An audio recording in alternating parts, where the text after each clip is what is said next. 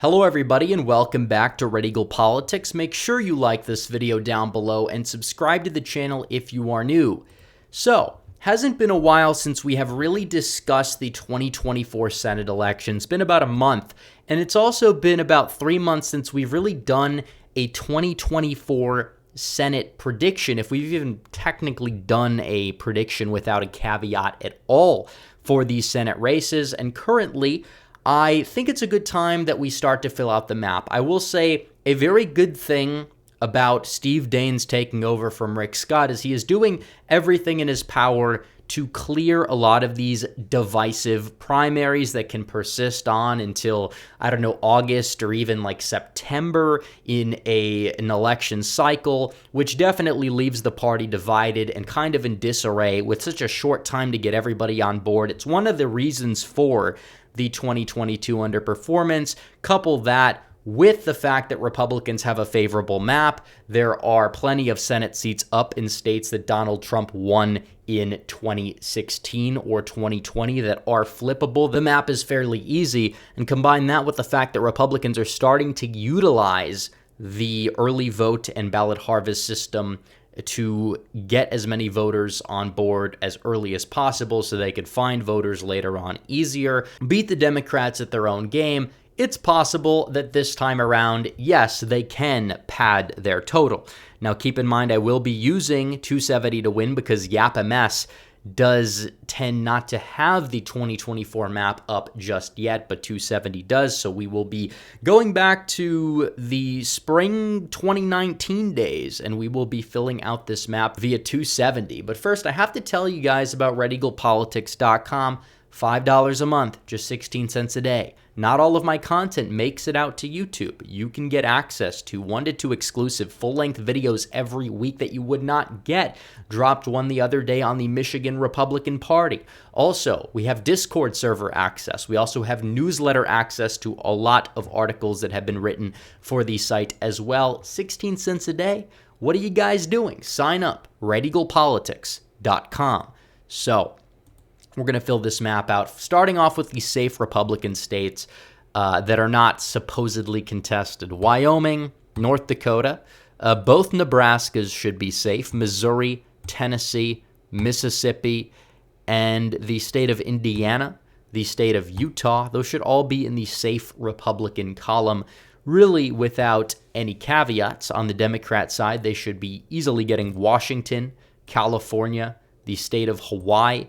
They should also be getting the state of New York. And even though you do have Bernie Sanders, if he decides to run again as an independent, I'm going to classify it as a Democrat seat. Maine, it's possible King retires, so we'll move that one to likely for now, even though Democrats are likely to hold it. And pretty much all of these states here on the eastern seaboard are going to be going in the Democrat hands. Now, as for VP, I think we'll leave that blank. I don't think we're going to see a 50-50 Senate in this map anyway, so it's a little bit irrelevant. So, without further ado, I think we fill out the likely states. We're going to start off with the state of Florida. I think that Rick Scott will probably end up winning it by close to 10. Depending on the national result at the presidential level, could be more than 10. But the Democrat Party in Florida is in absolute disarray, and Republicans should have no problem winning that election.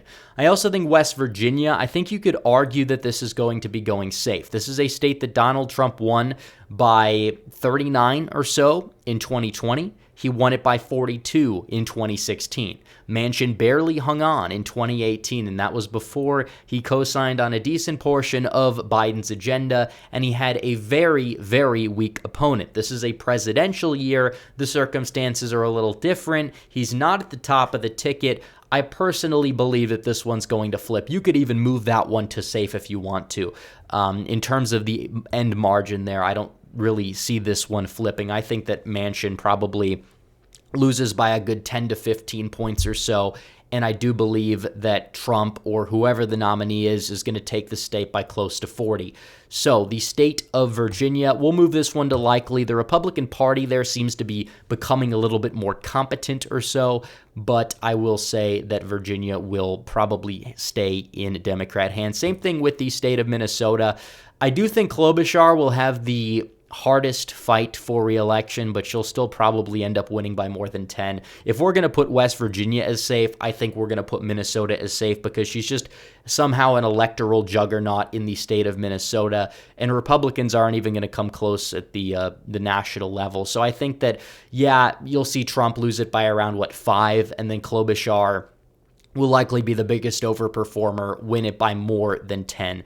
So furthermore, New Mexico, we'll put that one as likely Democrat. I don't know what Republicans exactly going to run for that. I don't think they're going to put too many resources into New Mexico. Again, if they had a more favorable midterm, got to 53 or 54 Senate seats or so, then maybe they'd be looking to get that filibuster-proof majority. But right now, the main focus needs to be securing a rhino-proof majority, which would mean approximately 53 seats or so, give or take. And keep in mind, in Utah, we'd ideally like to see Mitt Romney be primaried by an actual conservative. I think it's doable, even if the Utah GOP is a rhino mess. But furthermore, let's fill out the rest of the states on this map. Actually, we'll move Montana. I think Montana, this is going to be an interesting one because this is another seat that's held by a Democrat in a state where Trump won by more than 10 points. And Republicans are potentially going to clear the field early. The guy that's running, I believe, is going to be Sheehy. He's going to self-fund. I think that he'll clear the field, get pretty much everybody out of the way early on, and then he'd go from there and he'd be campaigning. Tester's somebody who has a very liberal voting record for his state, although Montana is a weird state down ballot, the presidential level. It's still a very Republican state. It voted for Trump by nearly 17 points. Steve Bullock, who is a popular incumbent governor that ran for the Senate seat in 2020, he fell behind, but he fell behind by just 6 points on the net margin side of things. So I think Montana, I'll move that one to likely, although you could make a case for lean. It really depends how the primary goes, and it depends how Sheehy can prove himself as a solid candidate or not. So we're going to be moving on to Pennsylvania. I believe that Bob Casey is going to outrun the Democrat presidential nominee, probably Joe Biden, by about 3 points. And I think that it's very possible Republicans pick it up at the presidential level, but still, I don't think this seat is really all that winnable. I think that it's going to go lean Democrat. And also, there's really no strong bench either for Pennsylvania Republicans. There's nobody that they could run who would really pose a serious threat who would do it to Bob Casey, who still has that name recognition going for his family name. Now, it will be the closest election of his career, there's no doubt about that, but still, it's probably going to go Democrat, even if it is by 3 points or so. So up next, we have Ohio. I believe Sherrod Brown, he's going to go down. He may suffer a fate very similar to what we saw with Tim Ryan. They're a very similar type of Democrat, even though one could argue Brown's record is much, much to the left of somebody like Ryan's. I think that the Republican nominee is going to win the state by about 10. Republicans could end up winning the Senate seat by a likely margin, but I think we'll keep it as lean Republican for right now. I do believe this is going to be an easier flip than I think a lot of people anticipate in the state of Ohio. So, up next, we have the state of Michigan. And Republicans there have absolutely zero bench. Democrats are going to coalesce behind Slotkin. Who knows what the Republicans are going to dial up there. I think this one is going to be an easy hold for the Dems, even if Trump manages to end up winning the state at the presidential level, which is a lot harder now than it was back in the day, given the Democrat trifecta in the state and the Michigan GOP just not knowing what the hell they're doing. So up next, we have Wisconsin. I'm going to leave Wisconsin as a toss-up. And my rationale behind that is I do believe that Baldwin is beatable. I think it depends on the nominee. It depends who the Republicans select, because I think that Baldwin may overperform Biden by a point or two. I think if Trump is the nominee, gets out the driftless area, yeah, I do believe that Baldwin could fall because you'll see a lot of people who are low propensity, but they're going to be less likely to split their ticket even as much as they were back in 2016 when Johnson ended up doing fairly well in the state and outrunning Donald Trump. So I think this one depends on the nominee. I would even consider moving it to Tiltar, but we'll be a little cautious as of right now. So the state of Texas. Ted Cruz, not that popular.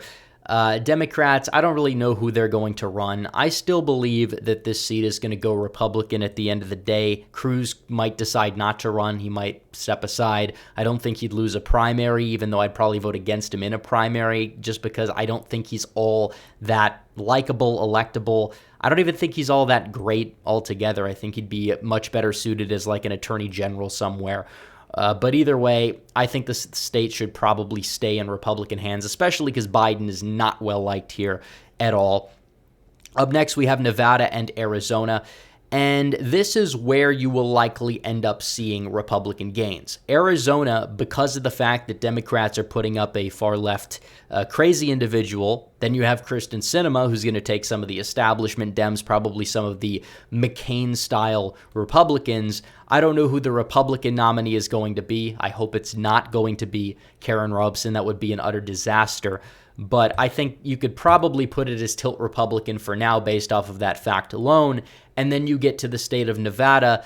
Republicans have been gaining in recent election cycles in Nevada. Laxalt going up again if there's a harvesting operation, which I believe there could be. I think he would pick it off against Rosen and get in the Senate, and that could be the 54th seat. But that's how favorable the map is. I don't believe that the number should surprise people when they realize how Republican favorable the 2024 map is. 2026, even then, it's still possible that Republicans end up holding North Carolina based on the state and how it typically goes in midterms, and they could hold 53, 54 seats past that point. I think Collins would be the one to go down if there's a Republican going down there, and then they'll go from there. But 54 to 45 to one toss-up, yeah, seems a little bit favorable. Some people will be like, you were wrong last time, and yeah, I was, honestly. We're taking everything into account. And we'll see how this ages. Definitely, the political climate shifts. But I will say that as of right now, just looking at it objectively, Republicans probably are going to end up flipping the Senate in 2024. So anyways, guys, thanks for watching this video. Like this video down below, comment down below, subscribe to the channel, hit the bell for notifications so you never miss another video. Follow me on social media. The links are all in the description down below. As always, guys, thanks for watching. Red Eagle, out.